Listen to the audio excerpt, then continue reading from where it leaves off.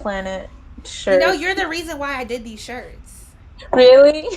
Yes, because hi everyone.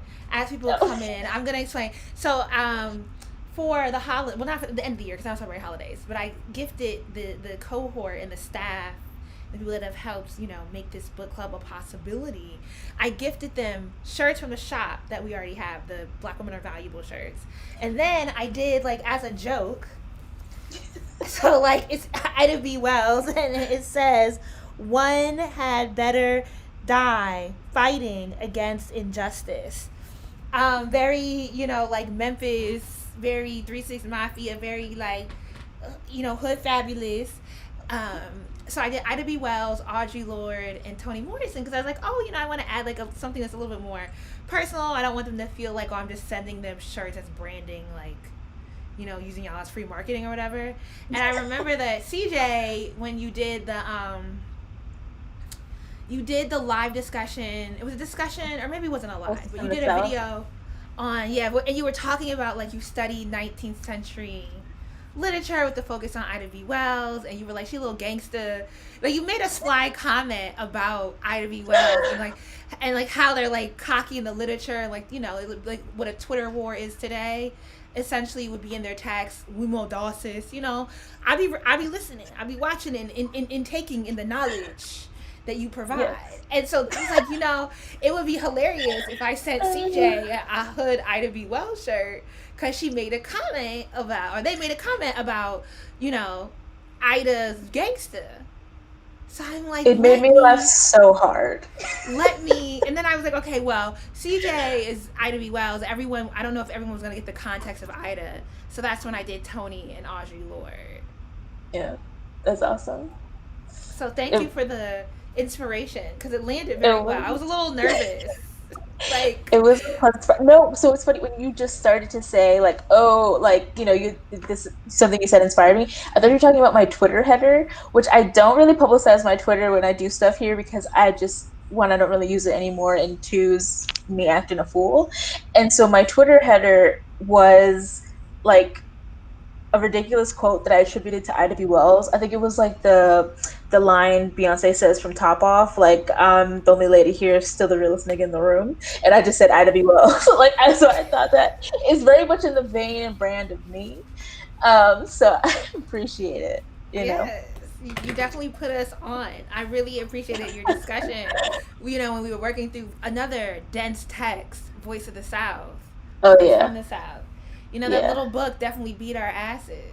But you yes, you came you came through with such great insight about it. And because I was like, reading the book, I'm like, yeah, it's antiquated language, but like these bitches is gangster. Like they trying to fight. You know what I mean? Like yeah, yeah. And I'm also reading. These are more like dark, but like I've been reading like Harriet Jacobs for class, and it's so interesting how you have to read for subtext. Like there's just like how people want to give like credit that's due to people who do the kind of the language, the art, the finesse of meme culture, and all that stuff. There was also a subtle finesse to like being like they would explain like, oh, my savior, and like to things where it would just be, on the one hand you'd be like, well, you're so close to kind of like the idea of like white saviorism and slavery, so is it savior? But then you're like, no, but you're being sarcastic because you hate this man. So it's I don't want to say fun, but it's very entertaining and rigorous in that you have to kind of like read for subtext in a way that you wouldn't expect. So what a journey, what a I'm just detour. moving the window to see if anybody comments. I don't know if folks are really going to show up today, but we'll have this conversation because we are reading a less dense text. We've been reading this for the past month and a half, In Search of Our Mother's Gardens. So the syllabus for this, which was crafted by Morgan Holloman Bryant, goes over the entire book. There's discussion points for the entire book, but we ended up just reading 4 essays that we thought really stood out in this book, and I've enjoyed all the essays that we've read. I think we did good. In Search of Our Mother's Garden, the title essay I was really fond of. And so today we are on page 361, and we will be discussing the final fourth essay, Beauty When the Other Dancer is the Self. You ready to get into it? I am. Um, Whoa, my computer's doing funny things. Okay. Um, yeah, this was I admittedly have not read much Alice Walker, so this was like us doing this with the cohort, with the book club. It was my first time reading her work, so um, and Have it you felt seen like The a Color very Purple though? Jules, why would you ask that? So no, I have Oh. not seen The Oh Color no. Purple because it would always play at school. Like they would play it at school, like on the days where like those days like right before the school year ended, where like you would just sit in the classroom and just like do nothing, and be like after the third time of like Celie in the background, just like play, like it's kind of lost. It's kind of like greatness for me. I'm around all these white students, like what?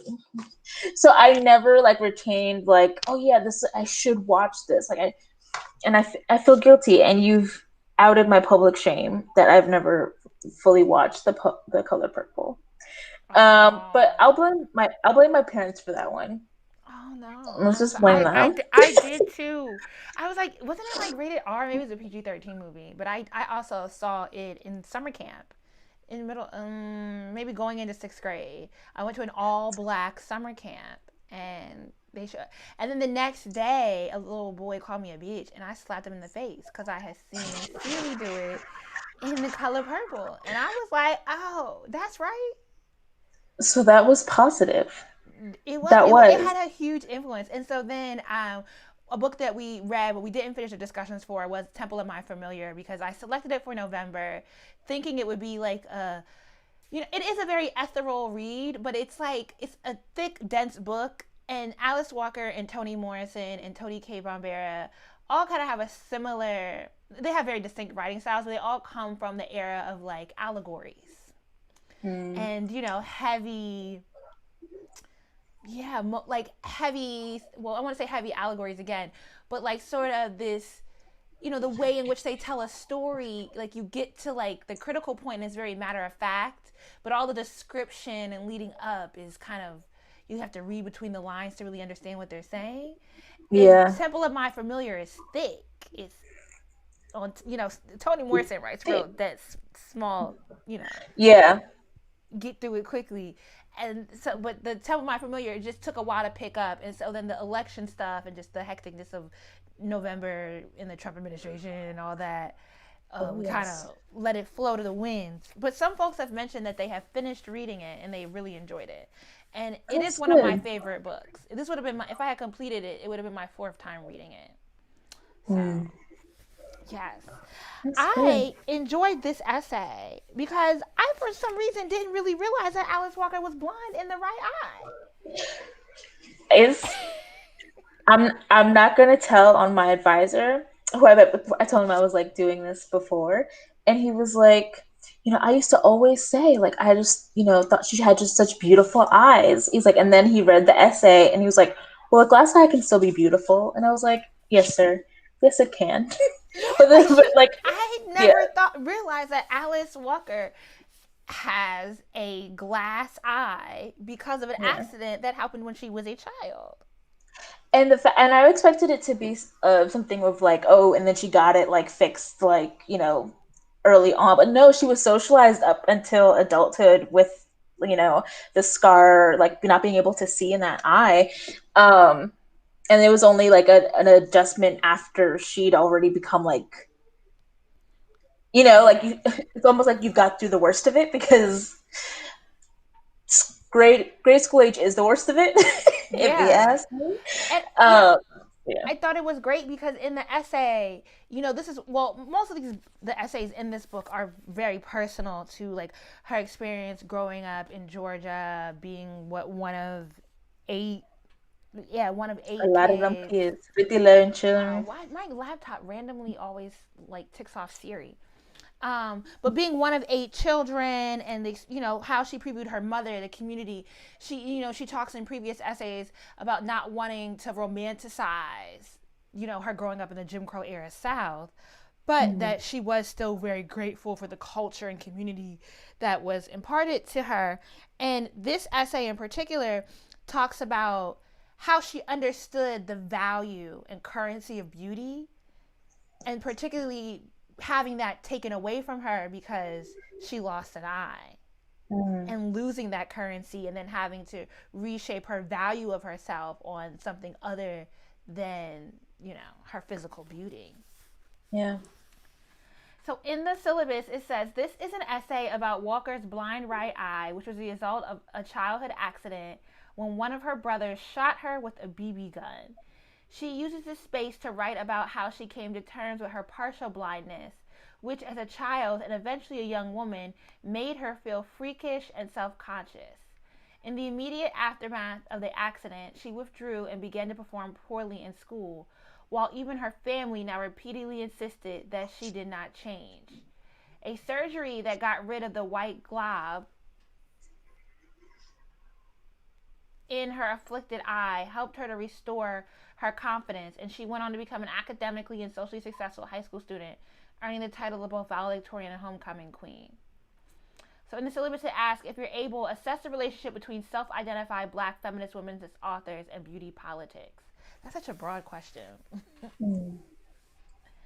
So, Well, I'll say that when I was reading this, I was kind of, and in the back of my mind, I have, the kind of question of beauty because that's the title of the essay, but I felt it was kind of like a misnomer. Like, I was just like, I'm not seeing, obviously, like beauty, right? Because she's like concerned about her appearance, but I was just like, I'm not really seeing like, it didn't feel like beauty or her appearance was the substance, like beauty in the kind of the, not the superficial, but in the kind of like way of like, doing your hair and like, kind of these self pleasure things, makeup, all that stuff. I didn't really see how beauty was the kind of like primary substance of what she was talking about. To me, what I thought, at least leading up to, um, you know, the conclusion, or if you want to call it a conclusion, um, was a lot about like relating to people, was about the relationships, and also honestly, like, um, I mean, I kept thinking about access to healthcare because of both her and her mother, like in both of like their respective like incidents with health. Um, but I thought it was a lot about relation, and especially when she's asking like, how have I changed? And she's not asking about how have I physically changed because she's aware and self-conscious about the way that she's maybe physically changed, but she's curious about how have I changed as a person as a result of what is to me and to really anybody would be a traumatic event. And so that seemed kind of like the substance of it. But then when I thought about it some more, a lot of what beauty is about externalizing relations. So how people are viewing you, how you want to project how you are seen, how you kind of ingratiate yourself in a network of, community. Like I have braids and therefore I am, possess some sort of kin to Moesha. Like, so I think beauty is a far less one-dimensional subject than I think we often give. I think it's, especially in the Black community, it's possible for us to see certain aspects of beauty culture, like doing our hair and I don't know other things, as important and cultural. But I think even just um, thinking about how beauty connects us to other people as both a privilege and like you said, a currency, but also, a substance of culture. I think that really helps to um, unpack things. So I guess I felt like it was, we were gonna get like this very like neat, like, I don't know, narrative arc of I just wanted to be pretty again. And I think that's a little bit of it because, again, she was still a child.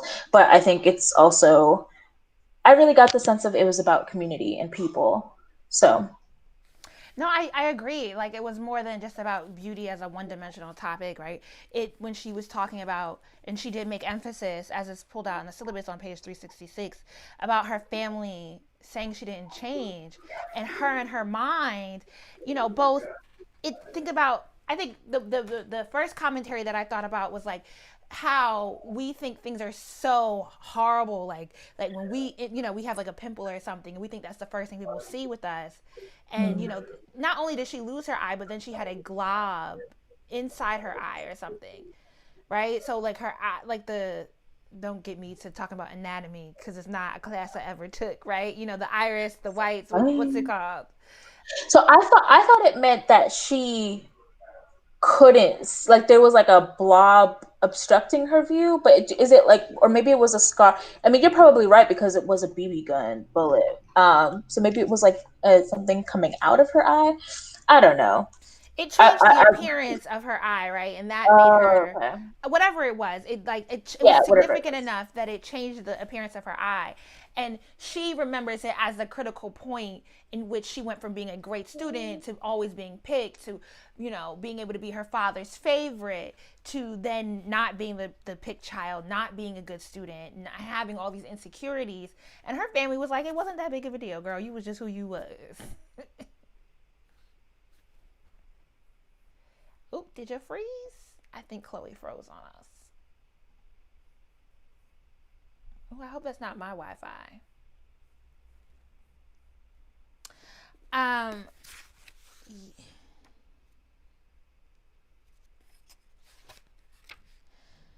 so in the passage, let's see if CJ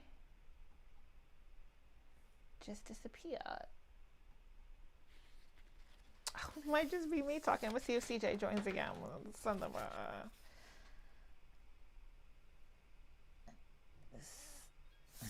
okay, they came back. Oh, I think your thing froze. Yeah, it did freeze. Okay, I didn't know if it was my Wi-Fi because my Wi-Fi a little janky. Sometimes the Wi-Fi, I don't know, It's okay. jank.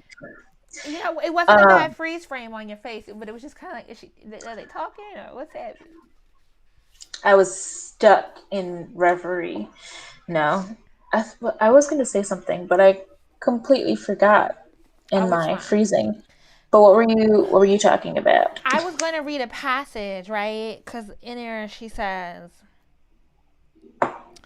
I am 8, for the first time doing poorly in school, where I've been something of a whiz since I was 4. That's not actually a lot of time in school, though. For her to have such, a firm understanding of her identity, especially But around I appearance at 8. but I think having a traumatic event kind of like indexes, like, because if something happens to you when you're like 36, then you kind of remember your life as what happened before that and what happened after it. So maybe that even applies to something as young. I personally can't remember crap from crap, so including childhood. So but I think that might have a lot to do with how she remembers herself, because I certainly did not have that level of self-awareness of myself at that age. Yeah. And then on page 366, that night I do almost every night. I abuse my eye. I rant and I rave at it in front of the mirror. I plead with it to clear up before morning. I tell it I hate it and I despise it, and I do not pray for sight. I pray for beauty. You did not change, they say. You know what? And I wrote it down too, like while I was reading it, but especially during that part when she's like talking about like going to the mirror. Do you Yeah. remember the book Watson's Go to Birmingham? I've never heard of that book. Oh, maybe it was like popular. I think they made it a movie too later on. But when I was in school, maybe when I was in like third or they had us do Watson's Go to Birmingham, but the boy had a lazy eye. Oh my god! I think I CJ.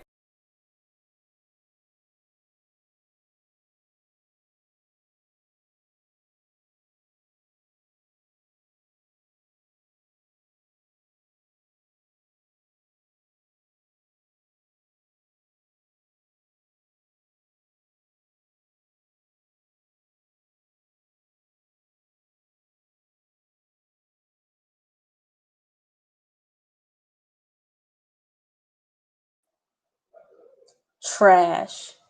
Trash Bandicoot. I hate this. I can't hear you, Jouelzy. Is this my Wi-Fi? Ugh. I muted myself. It's Oh, okay. okay. I had to do one ghetto thing. Did you type "I'm mad" on Facebook? Is that you? Good. Angry. January's been so ghetto. Even my Wi-Fi, and I went to look and see if I could get better internet in my house, and it was like, no, man, this And is see, it happens even in my Zoom, my classes, but I don't be caring because what that mean? I pause there. it's But okay. We will roll with the punches. what I was trying to say was the little boy, he has a lazy eye. And so there's a scene where like he's in the mirror and he like adjusts his face a little bit to kind of like give the appearance that his eyes like are level, so he kind of like shifts himself, whatever. But it kind of like just comparing it and thinking about how beauty is socialized and projected onto young girls versus young boys in a way that's generally not. Um, the idea that like she prayed for like it's not just a matter of she prayed for this to be healed so that she could have a better sight or generally better quality of life, just like praying for beauty.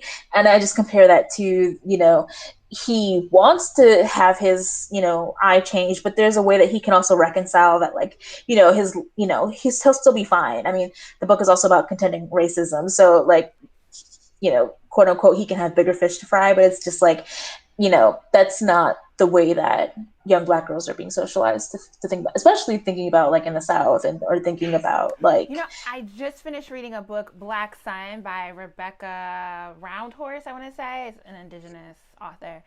And the main character in the book is a blind man who's actually like a vessel for like the crow god to return. And there was a lot of discussion in the book about like his attractiveness. Even though like the blindness added a mystery to him, it made him mysterious and deep and dark. Oh, this is the ghetto. Why does my Siri keep going off? Like my laptop has Siri. I'm gonna Lord, disable it because I'm never like this is telling 2021 my for laptop you. to do anything for me, as it notates all my discussions. Apple is listening in on me. It's okay. I'm just over here talking about books, bitch. Mind your All the business. time. Um, yeah, but for Alice Walker, it wasn't even just simply a loss of beauty. It was a loss of a sense of self. Mm.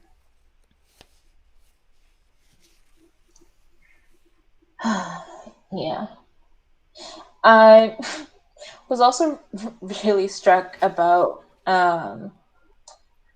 her wanting, I don't know. I felt like maybe she was also wanting to reconcile something about how it happened too, like the fact that like it happened because her brother or one of her brothers like shot her and then told her not to tell anyone, and that potentially like delaying like her treatment, like like I just think her trying to like go back to like, do you remember what happened, and like things of that nature. um Again, just about how that trauma about that moment kind of exceeds any sort of superficiality. Mm-hmm. um I do wonder about this kind of attempt to create like a neat narrative arc where it's like, you know, she got her eye fixed and then she was beauty queen. Like, even though like, she was, well, it's not beauty queen, but it's homecoming queen, but same thing, right? And then it kind of ends with her daughter seeing the beauty in her. It was kind of a stereotypical Yeah. story arc to this, like, you hark on, Disability healed. yeah, and then like the baby is looking at you and like, mommy, you're beautiful, and that's when you Yeah. realize that there's the world isn't, because I mean she gets the eye fixed, but then she's still insecure about it until her child is 3. Mm, That somehow somewhat like people are still looking at her eye and seeing her as an ugly being, like the eye is transforming. mm. Yeah. And I guess it's hard to, you know, be critical of that or question that further, because it's just like I wasn't living as Alice Walker with a glass eye. Like so it's hard to be like, what was going on with her? People probably just wanted a picture. Or, like it's hard to say or Yeah, but judge we can that. also like reflect on ourselves and think about like what are things that are significant to us that have that we think the outside world is seeing us first as, right? And that, so like, for instance, like we read My Sister the Serial Killer on the general track, and the main character in that book is also a deeply insecure woman who is consistently thinking about the way people perceive her and acting on what she thinks other people are seeing, Mm. versus seeing herself as whoever she desires to be and proceeding with that. And I think there is a various point where we all, like, for Alice, it's very much so, I am a girl with a blind eye that's distorted, and that becomes the top of mind thing. And what have we done, like how have we also lived our lives in a way in which we assumed people were perceiving us a certain way, and therefore thought ourselves unworthy, or thought ourselves unsuccessful or undesirable, or not valuable.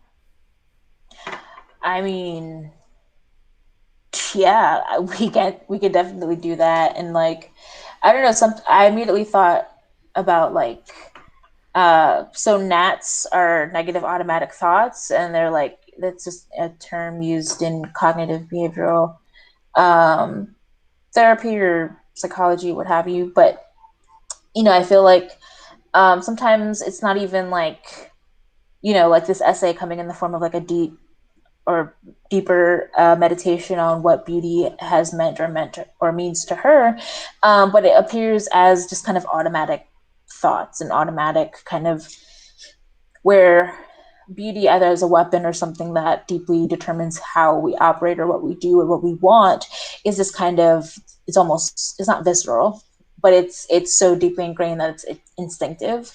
So like, I know, like sometimes I'll, be somewhere and I'll be like, I remember an insecurity I really had was about eating in public. Like my weight has fluctuated, over the course of my life. Like, um, and but consistently, I've always just had a very tortured relationship with food. But you We be started cooking this movie. now. I would like you to come cook for me. How did I start this? Listen, listen. And so but I used to hate the idea of eating in public because I was just like, there's no way that it looks like okay. One, because like if I like felt just like very just like gross in my body, I was just like, they don't want to see a fat person eating. But even if I was skinny, I was just like, oh well, it's unladylike. Like I always kind of rationalized why it was unreasonable for me to eat in public. Um, and I finally got to a point where I was some years out of like undergrad, but I was just like, I literally need to eat so I can live. Like there are Mm-hmm. moments where I literally have to like, if I don't eat something, like, because I'm that person who will forget to eat, so I'll like go through the day and then like 4 or 5 hours later I'll be like, damn, I'm about to pass out, and like, I'll need to eat, right? And I tell myself that the only thing stopping me from eating right now, like stopping everything and eating, is being seen.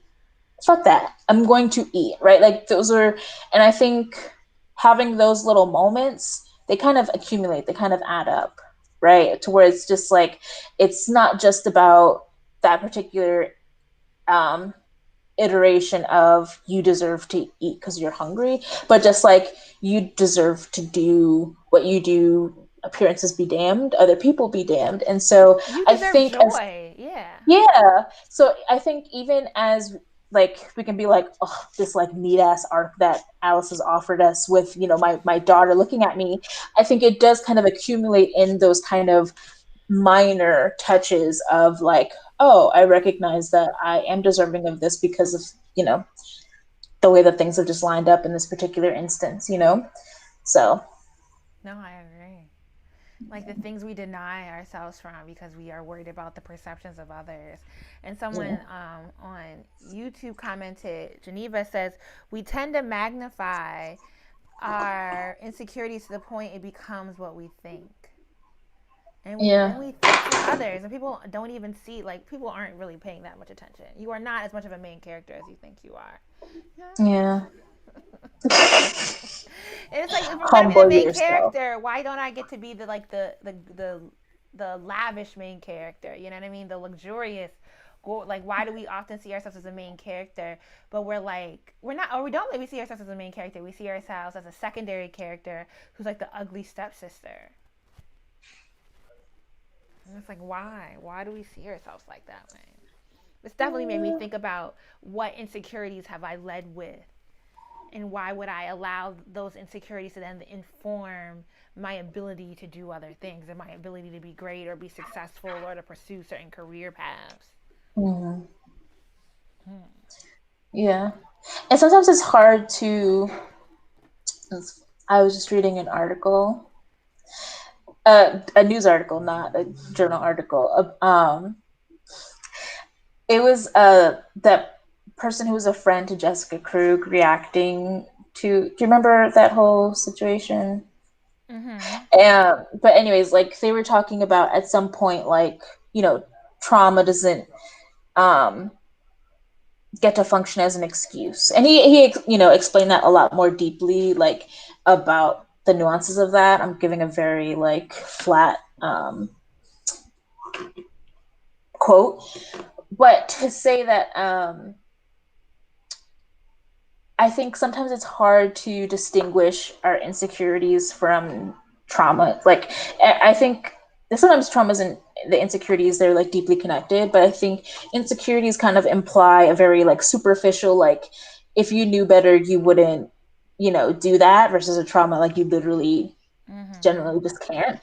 Um, but yeah, I think there's a way that they kind of bleed into one another, and not even just traumas, but kind of like institutional things. So, like, someone uh people often project, onto Black women that, like, well, if you come into the room thinking that you're inferior to other people, like, that's your fault. It's just like, well, no, this happens for a reason, and it kind of gets like reinforced constantly. So it's not like I'm reproducing it as I come into the room. It's literally, it manifests as I come into the room because I'm the Black woman that kind of situates the room in the way that it is. So now, white women are trembling and Black men are trying to overcompensate. So it's just the I think like I think trying to like parse out those different levels of, you know, how do we get to deride ourselves the way that we do is helpful, but also recognizing that they are also kind of like just deeply entangled with one another. Um, to where, again, it seems weird and inconceivable, but also makes sense that she wouldn't, even with the kind of corrective procedure and all that stuff, she wouldn't arrive at a feeling of worthiness until much later, because Mm-hmm. you know it's much more complicated than just the single event itself, or it's much more complicated than just the I, right? Because she wants to go back in the past of trying to figure out what had happened, and like asking people if they remember her, remember how she changed, and then like Mm-hmm. moving us forward into thinking about, well, and not just moving us into forward in the narrative, but also thinking forward in looking at her own child, right? Like looking at the kind of um, product of her own life, relationships, etc. So yeah, that's all that to say is insecurities are hard, you know. They are, and they never go away. It's like a constant renegotiation with yourself to Yeah, be kind and love yourself and be yeah, gracious. All right, we can wrap up here. It was a short essay. it was a short Um, essay. we don't have to talk about it for a whole 60 minutes. We No, stretched and it with the out. technical difficulties, extending it so long.